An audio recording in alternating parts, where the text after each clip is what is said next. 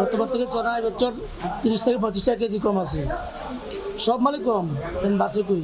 আর যে গত বছর যে ছোলা ছিল আপনার 160 টাকা 5 টাকা অস্ট্রেলিয়ার ছোলা, সেই অস্ট্রেলিয়ার ছোলা এবছর বিক্রি হচ্ছে আপনার 70 টাকা 75 টাকা।